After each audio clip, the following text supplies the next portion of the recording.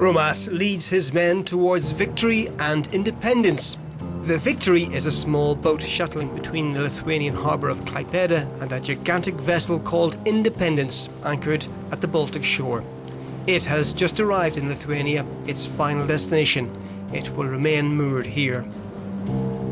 The well-protected ship is an LNG terminal, storing natural gas shipped from Norway and supplying the Baltic pipeline network. Romas's mission is to keep a close eye on the country's crucial new infrastructure.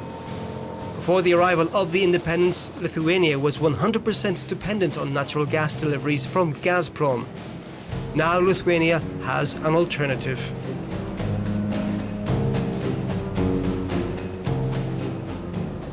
This vessel and this terminal has, for the first time in Lithuanian history, provided the possibility of sourcing natural gas not from a single supplier, but basically from anywhere in the world. We have natural gas flowing from Lithuania across Latvia to Estonia, the situation that was difficult to imagine just a year ago.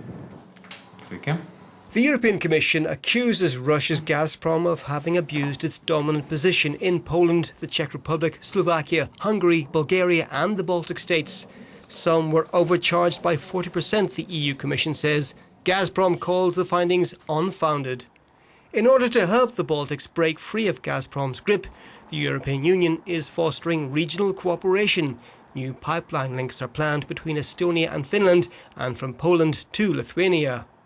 Additionally, pipeline capacities are being enhanced from Latvia to Lithuania and beyond, on towards the Baltic port city of Klaipėda and the LNG terminal. This pipeline will be finished by the end of the year and is presented by the EU Commission as a project of common European interest. The upgrading of the 110-kilometre link to Klaipėda is costing €64 million, almost half paid by the EU. Brussels' European energy policy has as its aim a far-reaching gas market liberalisation and the unbundling of energy suppliers from network operators. Pipelines and gas resources should not be owned by the same company, an idea disliked by Gazprom. As the Commission digs deeper into its antitrust case against the Russian giant, digging for the new pipeline network continues apace. We're constructing a larger gas pipeline from Klaipėda to Kėdainiai. It's new and big enough to transport the natural gas delivered to Lithuania through the new LNG terminal. The capacity of the existing pipeline was too small. At Lithuania's request, the Commission launched an inquiry into Gazprom's pricing practices.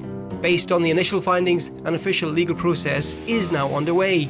Euronews asked the Brussels-based Gazprom office for an interview, but the answer was niet. It's believed Gazprom may be interested in a negotiated settlement, but without a deal, the European competition watchdog could possibly fine Gazprom up to $10 billion. Meanwhile, Lithuania intends to complete its new infrastructure project. This is a very important pipeline because it allows to supply gas to all three Baltic states with over than 80% of the gas demand. The Lithuanian president has welcomed the case being taken by the European Commission, saying it will end what he calls Kremlin-backed blackmail. Russia's foreign minister has called Brussels' action an unacceptable bid to apply EU rules retroactively. The Lithuanian energy minister gave us his view. We decided to have a second source of energy for electricity, for gas, and not to be dependent 100% on Russians. And after we decided to do this, all punishment came on. Our price of gas has risen by 20% compared to our neighbors. So you can clearly see that that was a political pricing and we had to fight. We are talking billions here. We in Europe must show that we have rules, and these rules must be obeyed not only by Europeans, but third countries as well, Gazprom including. Russia is also in choppy waters over allegations of attempting to disrupt an operation to lay a power cable connecting Lithuania to Sweden. Moscow said it was protecting military exercise areas in the Baltic. Lithuania summoned the Russian ambassador. Are these incidents politically motivated? Onshore, the power cable work is going ahead and is expected to be finished by the end of the year. A second link will connect the Lithuanian grid to Poland. In Moscow, this could be perceived as an electric shock. Lithuania intends to integrate its electricity market with the rest of Europe. Russia opposes the move. We met the top manager of Litgrid, Lithuania's electricity grid operator, in the company's main control centre. The long-term strategy of Baltic and Lithuania is to be synchronized with continental Europe. Currently, we are synchronized with the previous Soviet Union. It was designed like that 50, 70, 60 years ago, and our task to become interdependent with our European Union neighbors, not only economically, but technically as well.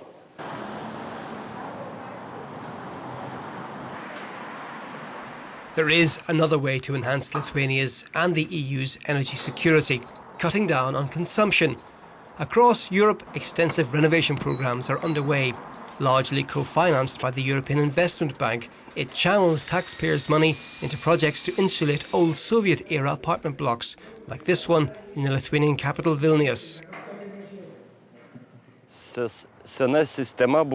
Before the renovation, the heating system was completely imbalanced. It meant that residents living in the corner apartments of the block were cold, while those living in the centre of the building were too hot, so that there in the middle of winter residents had to open their windows. Now you can individually regulate the heating in your flat. Another argument is money. The government subsidies amount to 40% of the renovation costs, maybe even more.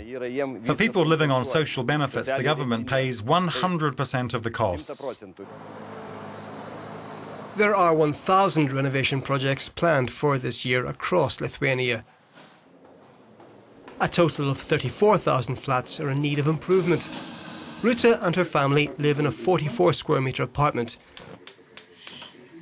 Of the €9,000 renovation costs, the family had to pay just €5,000. The rest was covered by Lithuanian and European funds.